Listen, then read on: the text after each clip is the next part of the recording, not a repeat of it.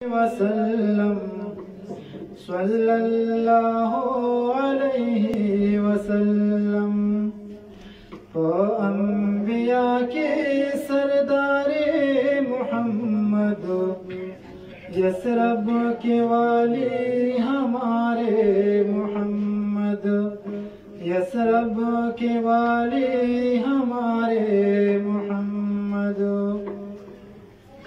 सुमरा खैस्तादा नबी वारिसान दी, सुमरा खैस्तादा नबी वारिसान दी, सुमरा खैस्तादा नबी वारिसान दी, सुमरा खैस्तादा नबी वारिसान दी। नुसुमरा बैखुले ताजदारे मोहम्मद, सुमरा बैखुले ताजदारे मोहम्मद। सल्लल्लाहु अलैहि वसल्लम, सल्लल्लाहु अलैहि वसल्लम। तो अंबिया के सरदारे मोहम्मद, यसरब के वाली हमारे मोहम्मद, यसरब के वाली हमारे मोहम्मद। रो रो कर मांगी है बख्शिश हमारी, रो रो कर मांगी है बख्शिश हमारी, रो रो कर मांगी है बख्शिश हमारी, रो रो कर मांगी है बख्शिश हमारी। दुमरा ज़मुंदे गम ख्वारे मोहम्मद, दुमरा ज़मुंदे गम ख्वारे मोहम्मद। सल्लल्लाहु अलैहि वसल्लम, सल्लल्लाहु अलैहि वसल्लम। तो अंबिया के सरदारे मोहम्मद, यसरब के वाली हमारे मोहम्मद, यसरब के वाली हमारे मोहम्मद। ज़ारो लामिन काउम स्वल्दल्लाना, ज़ारो लामिन काउम स्वल्दल्लाना, ज़ारो लामिन काउम स्वल्दल्लाना, ज़ारो लामिन काउम स्वल्दल्लाना। खड़े में नसीब के दीदारे मोहम्मद,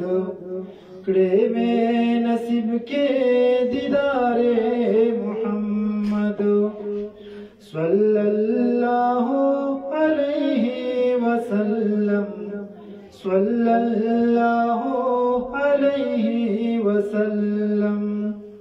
तो अंबिया के सरदारे मोहम्मद, यसरब के वाली हमारे मोहम्मद, यसरब के वाली हमारे मोहम्मद, यसरब के वाली हमारे मोहम्मद।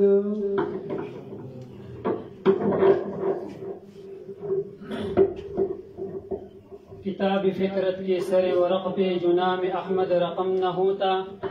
किताब फितरत के सरे वरक़ पे जो नाम अहमद रकम न होता, तो नक्श हस्ती उबर न सकती वजूद लौह कलम न होता। तेरे गुलामों में भी नुमाया जो तेरा अक्स करम न होता, तो बारगाह अज़ल से तेरा खिताब खैरुल उमम न होता। माशाअल्लाह ददीन बाद ज़ द मुख्तसर वक्त पारा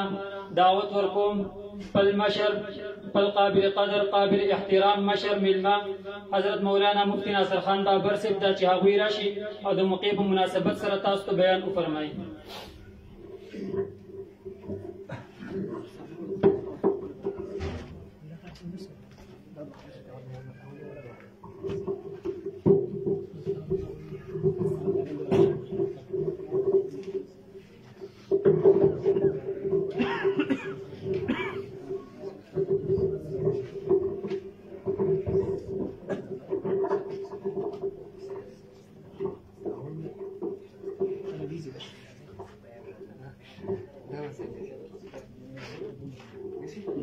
الحمد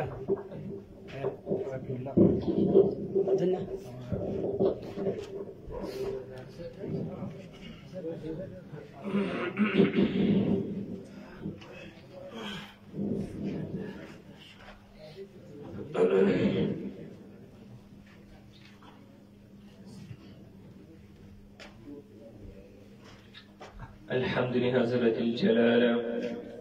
والصلاة والسلام على أفضل الرسالة وعلى آله وأصحابه الذين هم أهل الفضل والعدالة.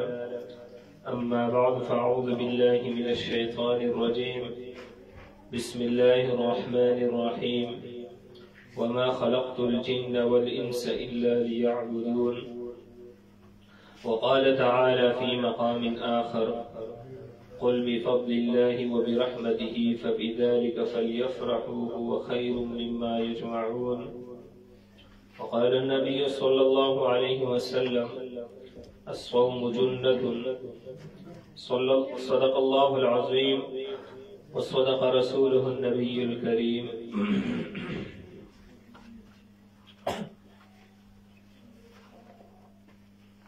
زما دیر قابل قدر او عزتمندو مشرانو کشرانو همزولو او دیر بدین مینو غیرتمندو خویندو او میندو، السلام علیکم ورحمت الله وبرکاتہ. د ټولو اول زه تاسو ټولو ته مبارکي درکوم چې یقینا تاسو هغه د مبارکباد قابل یې چې په دې دور کې د دې پریشانی او بیماری په دغه دور کې یا د مصروفیت په دغه دنیا کې چې نن هر سړی هغه مصروفه دی، په لاره باندې یو ماشوم هغه ودروه خبرې ورسره شروع کا، نو دغه ماشوم به تا ته وایي هلکه ما پرېږده تادي مې ده کار مې دی. اوس دغه ماشوم چې د ده به څه کار وي، د ده به څه تادي وي. دنیا داسې حد ته هغه رسېدلې ده چې نن یو ماشوم هغه هم وزګار نه وي، هغه هم مصروفه وي. نو د مصروفیت په دې دنیا کې چې تاسو قرآن نه دومره وخت ورکو چې تاسو دلته ودرېدئ، تاسو قرآن مجید هغه ټول واورېدلو، که هغه ځوانان دي، که هغه مشران دي، او که هغه خویندې دي، او که هغه میندې دي چې د مصروفیت په دغه دور کې د قرآن واورېدلو، تاسو قرآن واورېدلو، یقینا تاسو د مبارکۍ قابل یې. او بیا خصوصا هغه خویندې میندې چې د هغوی کارونه ډېر زیات وي، خصوصا په دې وخت کې چې کله روژه ماته شي د هغې نه بعد کارونه ډېر زیات وي، د هغې باوجود هغه کارونه پرېښودل او راتلل د رب کلام ته هغه ودرېدل چې موږ د خپل رب هغه کلام واورو. د چا پې زور نشته، زبردستیا نشته دی، لیکن دلته دا ودرېدل دا صرف او صرف د الله د رضا لپاره دی چې الله زموږ نه راضي شي، د رب دغه کلام دا موږ واورو. یقینا دا د ثواب هغه نیت دی، ستاسو اراده چې دی هغه د ثواب ده. یقینا تاسو د مبارکۍ قابل یئ او د الله پاک د رحمت نه دغه امید دی چې الله پاک به تاسو ته د دې ثوابونه درکوي. کم آیات چې هغه ما ولوستل: وما خلقت الجن والانس الا ليعبدون، د دې آیات سلب تفصیل هغه تاسو ته بیانوم. کله چې به رمضان راغی، د رمضان د راتلو نه 2 میاشتې مخکې به نبی علیه السلام دعا شروع کړه: اللهم بارک لنا فی رجب وشعبان وبلغنا رمضان. اے الله زمون په شعبان او په رجب کې هغه برکت وغورځوي او مونږ رمضان ته هغه ورسوي. د رمضان ته د رسېدلو دعا به نبی علیه السلام 2 میاشتې مخکې هغه شروع کړه. نو اوس دلته نبی علیه السلام د ژوند هغه دعا غوښتلې ده، د ژوند هغه دعا هغه غوره ده چې هغه د نیک اعمالو سره وي. چې کله د نیک اعمالو سره ژوند وي، دغه ژوند چې دی نو هغه د شهادت د مرګ نه هغه هم غوره دی. تاسو به واقعا اورېدلې یو صحابي هغه شهید شو بل صحابي یو کال بعد وفات شو نو نبی علیہ السلام دغه یو صحابي هغه مخکې ولیدو چې جنت ته هغه داخلي وجه چې دنه هغه دا بیان کړه چې د یو صحابي دا یو کال هغه عبادتونه کړی دي نو دا بل چې دنه هغه یو کال مخکې هغه وفات شوی او شهید شوی نو دا یو کال عبادت خو هغه نه کړی نو هغه ژوند چې هغه د عبادت سره وي هغه ژوند چې هغه د نیکو اعمالو سره وي هغه د شهادت د مرګ نه هغه هم غوره دی یو سړی د 20 کالو په عمر کې شهید شو وفات شو بل سړی د 80 کالو عمر ته هغه ورسېدو د نیک اعمال کوي یقینا دغه 80 کالو والي غوره دی چې د سعادت ژوندۍ لري نبی علیہ السلام دعا کوي اے الله ما رمضان ته ورسوي وز دغه دعا دا د سره لپاره یوازې د دین لپاره وا چې زه رمضان ته ورسم او رمضان کې روزې ونیسم د شپې چې دنه هغه تراویح وکم صرف چې دنه هغه د دین لپاره وا نه د دعا یوازې د دین لپاره نه وا پدې کې یو مقصد چې دنه هغه د نبی له سلام پروت وو یو خو نبی له سلام امت ته دعوت ورکړي نبی علیہ السلام خپل امت ته هغه دعوت ورکړي چې د رمضان برکتونه هغه څومره زیات دي په رمضان کې ته عبادت کې دغه عبادت په 100 درجه باندې یوازې دا نه چې ته روزه ونیسه او تراویح وکړه ستا د رمضان حق چې دی نه هغه ادا شو داسې نه ده لکه الله پاک فرمایي وما خلقت الجن والانس الا ليعبدون انسانان او پیریان مې د دې لپاره پیدا کړي دي چې زما عبادت وکړي وس دغه عبادت ذهن ته یو سوال لازم دغه عبادت خو فرشتي هم کوي لکه پرون په درس کې هغه تیر شو اسمان چې دنه هغه نږدې د تکاد السماوات يتفطرن نږدې چې د اسمان وچاوي وشلیږي د اسمان د صد وجنه یو قول په علما دالکه د دې وجنه چې په دې اسمان باندې دومره فرشتي دي د رب عبادت کې هغه مشغوله دي چې د سلور غوتو په مقدار باندې زه په دې کې هغه خالی نشته وګوره دغه فرشتي چې دومره زیات دي په اسمان کې چې د دې د بوج د وجنه د اسمان چنګار کوي دغه فرشتي دا د الله پاک عبادت کې احادیث کې راځي بعضي فرشتي هغه د قیام په حالت کې دي بعضي د رکوع په حالت کې دي بعضي د سجدي په حالت کې دي د سترګې په رب باندې د رب نافرمانی نه کوي دغه فرشتي د خپل رب هر وخت عبادت کوي سوال ذهن ته دا راځي چې دا فرشتي هر وخت د رب عبادت کوي د انسان پیدا کولو ته څه ضرورت پیدا شو چې الله پاک فرمایي دا انسان او جنات دا صرف او صرف د عبادت لپاره پیدا کړی دي سوال ذهن ته دا راځي چې دغه عبادت د خو فرشتي هم کوي دغه عبادت دغه د فرشتي د انسان نه په ډیر اعلی درجه کې هغه ادا کوي چې د هغوی سوچ او ذهن هغه سوچ بل طرف ته چې دین هغه نزي خپل رب طرف ته هر وخت په دغه عبادت کې سوچ وي که انسان مونږ کې د سوچونه اخوا دی خواسي خو د فرشتو سوچ چې دین هغه نزي خپل رب طرف ته هغه سوچ دی هر وخت د خپل رب په عبادت کې دی خو لیکن د انسان د پیدا کولو هغه مقصد چې دین هغه سو که یوازې عبادت شي دغه عبادت خو فرشتي هم کوي خو بیا هم رب فرمای د عبادت لپاره انسان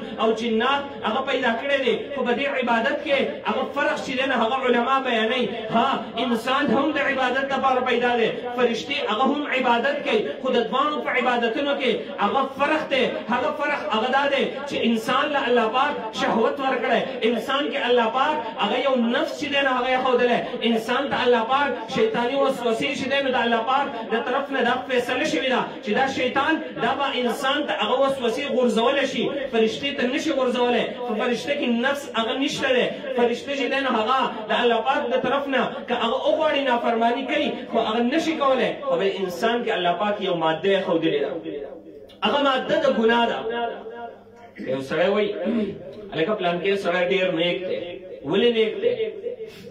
هلکه دی بد نظري نه کوي دی خپل نظر غلط نه استعمالوي چې هلته وګورې هلکه څنګه غلط نه استعمالوي چې سوچ وکړې هلته وګورې عکس ته هغه ړوند دی دواړو سترګو باندې نابینا دی نظر یې نه لګي اوس ده ته به دې ثواب نه میلاویږي چې دی غلط نظر هغه د دغې نظر نه ځان وساتي د غلط نظر د ده ته به ثواب میلاو شي نه ده ته به دې ثواب نه میلاویږي ځکه د ده طاقت نشته دی چې د غلط نظر استعمال کړي روغ انسان دے بدگی طاقت اگر پروت دے چیزا نظر دے غلط استعمال کی دے بیاہم میں استعمال ہے دتا بدیوان دے ثواب اگر میں لوے گے یو عبادت اگر مقصودی دے یو عبادت حقا دے چی حقا دا عام ما شریف سر تعلق ساتے یو صحابی نا چاہ تپوس وکو ویتاسو سومرا وقت چی دینا حقا عبادت کوئی تبلیغ حضراتو بتاسو بار بار آورے اگر ورطا صحابی ورطا جواب ورکی منگا شپا و رس چی دینا حقا عبادت کو اگر کافر او مشرک تی تپوس کئی سنگ تاسو شپا ورس حقا عبادت کوئی اگر ورطا وی زمون 24 گھنٹے در نبی علیہ السلام پا تعلیمات کی تیری من خوراک کو در نبی علیہ السلام تعلیمات سے دی دا حقی مطابق من خوراک کو دا عبادت تے منگا چی دینا حقا سکات کو حتی ترلے منگا چی دینا حقا قضائی حاجت لزو در نبی علیہ السلام چی کم طریقہ منگا خود لینا دا حقی مطابق اگا منگا قضائی حاجت لینا شو فا حقی منگا اللہ پاک سوابنا راکی ہر کار منگا کو در نبی علیہ السلام دا تعلیمات مطابق کو زمون 24 گھنٹے زندگی کہ منگا ادیو کہ منگا یخیو دغا پا عبادت کی چی دینا حقا لینا کی نگورا دغا عبادت دا پا نیت پانی دے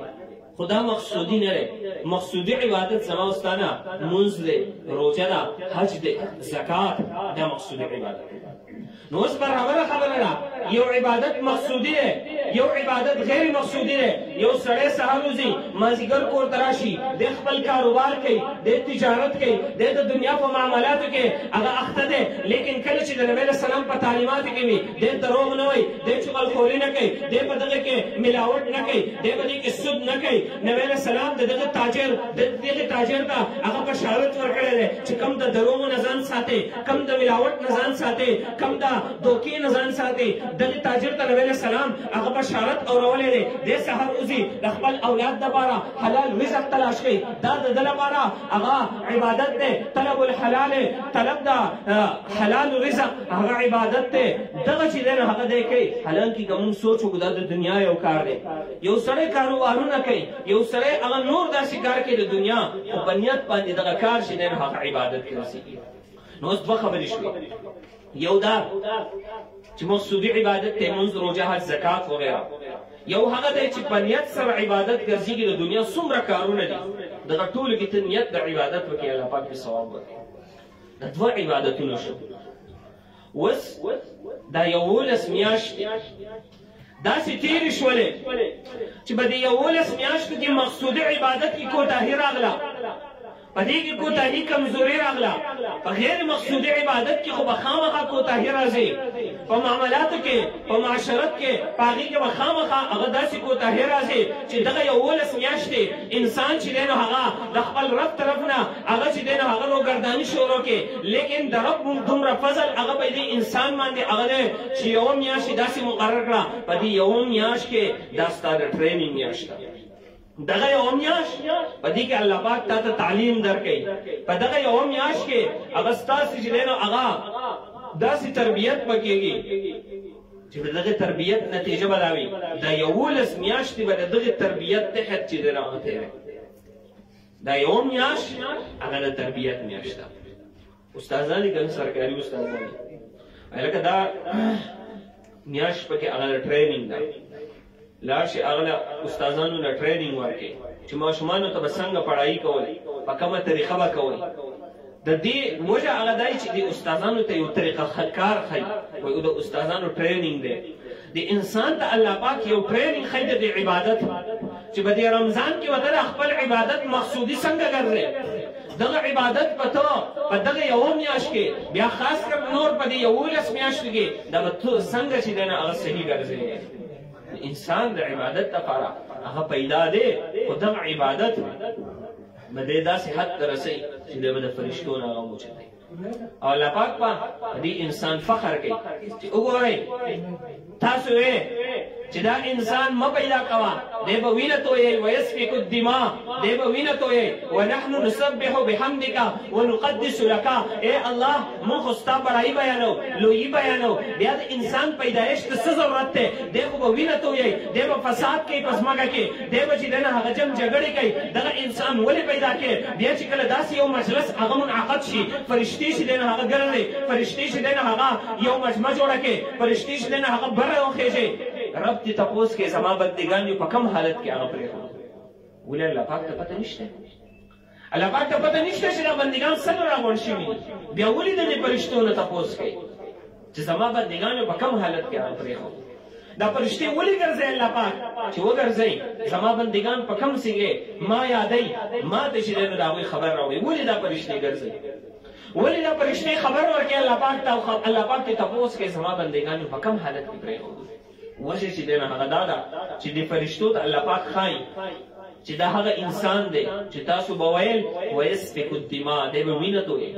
دی به فساد کوي دی به جنګ جګړې کوي نن وګوره دغه انسان دی د خپل د ټولې دنیا مصروفیات هغه پرېښودلي دي دی صرف د دې لپاره را ټول شوي دي د دې لپاره ناست دي چې ما یاد کړي ای فرشتو ګواه شئ دغه ټول مې وبخښي فرشتې ویل ای الله په دې مجلس کې خو بعضې کسان داسې وو چې په لاره تېرېدو په لارې تېرېدل وو هغوی وکتل چې دا څه پروګرام دی څه مجلس دی راغلل کېناستل لږ ساعت له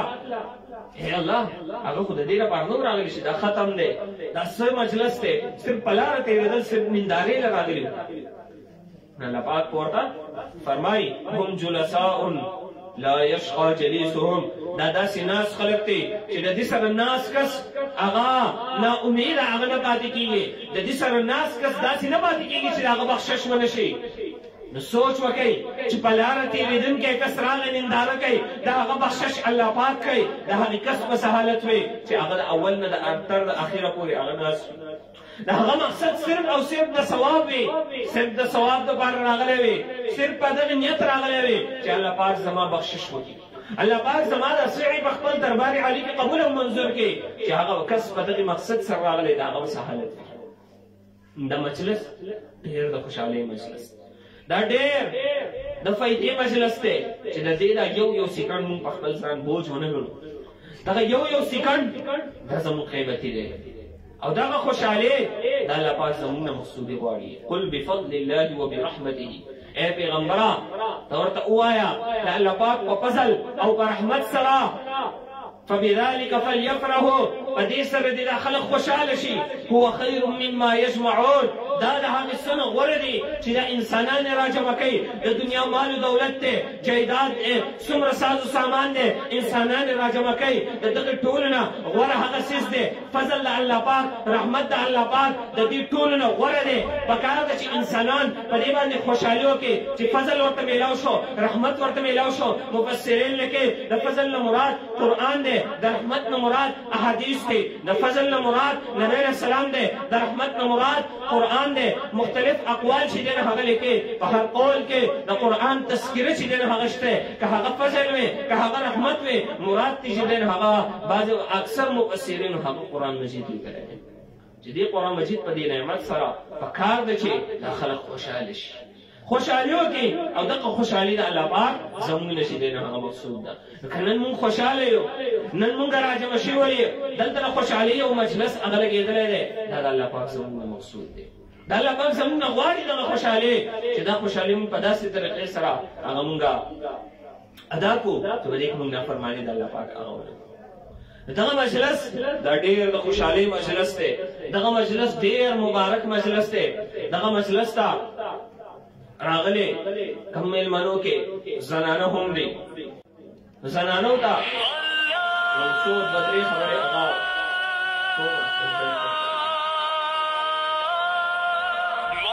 زنانو ته نبي علیه السلام اختر مانځه ته چې دی